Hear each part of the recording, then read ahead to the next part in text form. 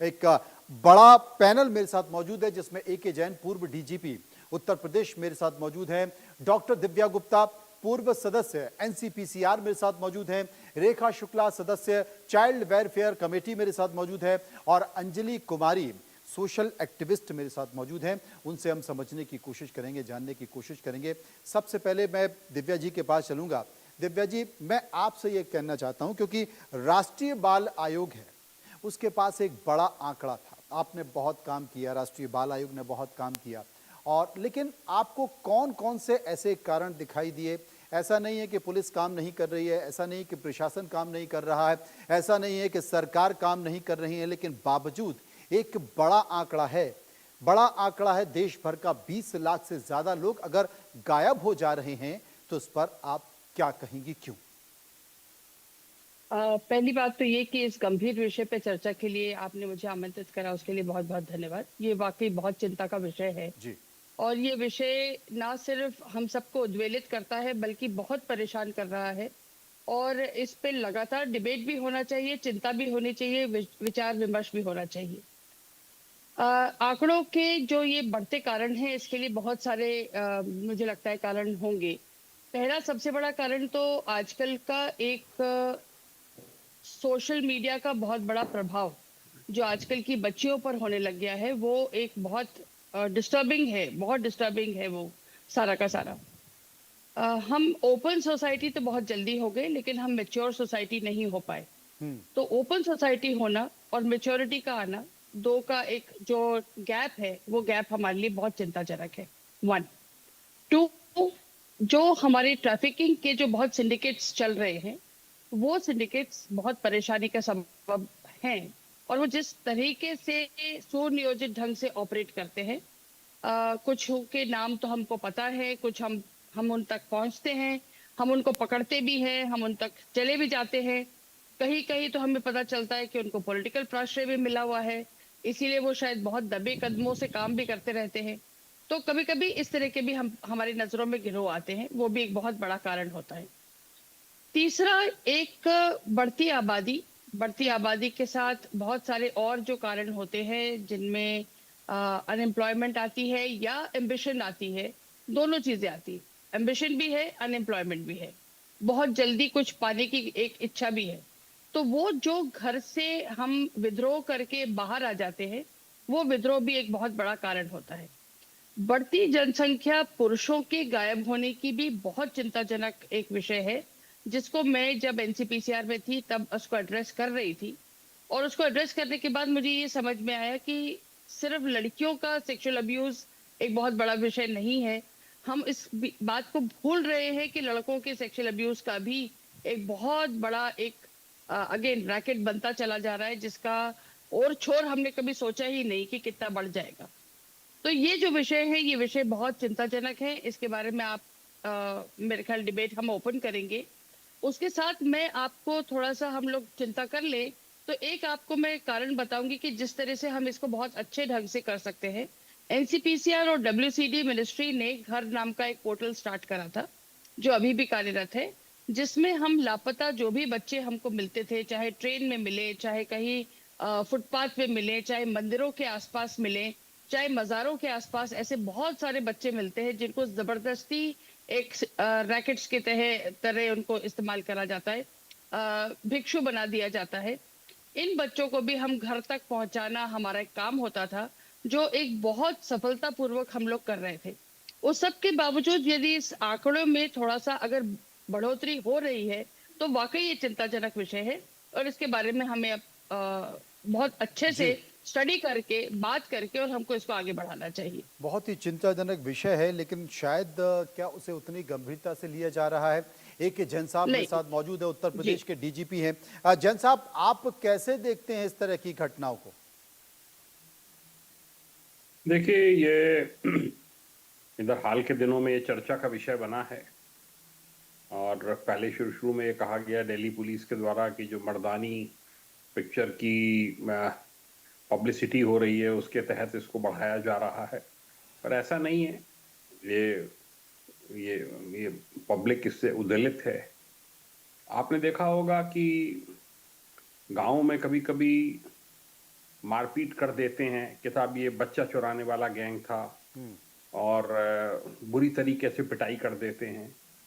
तो इसका मतलब ये मिनेस है, ये डर कहीं ना कहीं लोगों के मन में है कि बच्चा गायब हो सकता है, बच्चे को किडनैप किया जा सकता है, ट्रैफिकिंग गैंग के चंगुल में वो फंस सकता है, या एक जैसा कहा जाता है कि पीयर प्रेशर के कारण या घर में स्टडीज के प्रेशर को लेके कुछ बच्चे जो हैं पलायन कर जाते हैं। ये आपको दिखते हैं जगह जगह, रेलवे स्टेशनों पे, बस स्टेशनों पे, ढाबों में, ईटरीज वगैरह में ये काम करते दिखते हैं। पर यह है कि जिसके घर का बच्चा जाता है, स्वाभाविक रूप से वो एक चिंता का विषय है, और हमको ये देखना चाहिए कि कोई संगठित गिरोह तो इसके पीछे काम नहीं कर रहा है। पुलिस केवल इसमें अपना योगदान दे सकती है, देना चाहिए कि अगर ऐसा कोई भी गिरोह हैं जो कि काम कर रहे हैं, चाहे वो बच्चियों की किडनैपिंग हो रही हो, चाहे वो बच्चों की हो रही हो, चाहे महिलाओं की हो रही हो, किसी भी रैकेट में डाला जा सकता है, उनको ढकेला जा सकता है। इसलिए इसके ऊपर बहुत सख्त निगरानी रखनी चाहिए।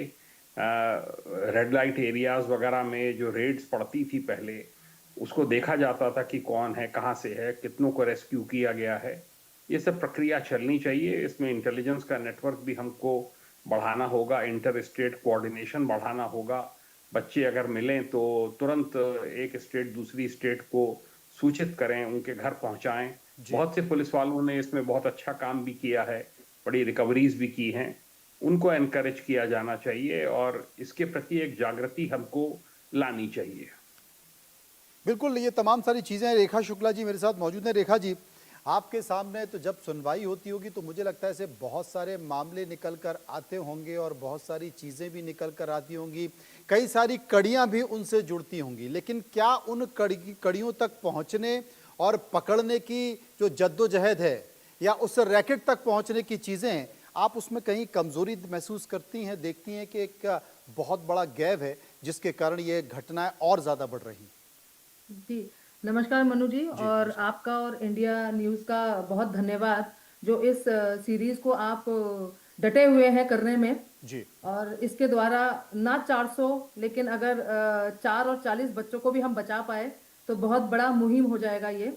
अब मैं आपके सवाल पर आती हूँ कि बिल्कुल हमारे सामने बहुत से ऐसे केसेस आते हैं जहां हमें दिख रहा है कि कुछ गड़बड़ है, लेकिन यहाँ पर हमारी पुलिस या हमारे सरकार ने एक कदम आगे बढ़कर काम नहीं करने का फैसला किया हुआ है या उनका प्रोसेस नहीं कहता है। मिसिंग चाइल्ड, किडनैप चाइल्ड में केस दर्ज हुआ, हमारे सामने वो बच्ची पेश हो गई, मिल गई बच्ची, 1 महीने बाद मिली जी। लेकिन वहीं पर केस क्लोज हो गया हमारे पुलिस डिपार्टमेंट में भी। अब भी रिसेंटली एक केस आया था जहां पर बच्ची 1 महीने से गायब थी, उसकी माँ और वो पुलिस वाले जो आईओ थे वो उन्होंने ढूंढा, और जो महिला थी वो महिला झूठ बोल रही है पुलिस से कि बच्ची मेरे पास में नहीं है, जबकि माँ को पता था कि बच्ची उसी के पास में है। उस महिला ने अपना घर भी चेंज कर लिया फटाफट विद इन 15 डेज। तब भी उसकी ट्रैकिंग करते हुए पुलिस पहुंच गई और घर से उस बच्ची को बरामद किया, हमारे सामने पेश हुआ। हमने सिर्फ पुलिस वालों से ये कहा कि अब इसके आगे क्या, आपने बच्ची को निकाल के ले आए हैं, मुझे नहीं पता इस बच्ची की किस्मत अच्छी होगी जो अभी तक कहीं पहुंची नहीं। वो महिला जब लगातार 1 महीने से आपसे झूठ बोल रही है, इसका मतलब यहाँ इसके पीछे कोई बड़ा रैकेट है।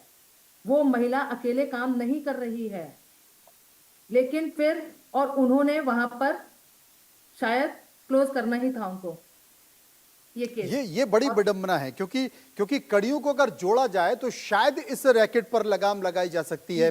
हमने रेड लाइट पर देखा है, हमने चौराहों पर देखा है कि किस तरीके से छोटे छोटे बच्चों को भीख मंगवाने का काम किया जाता है।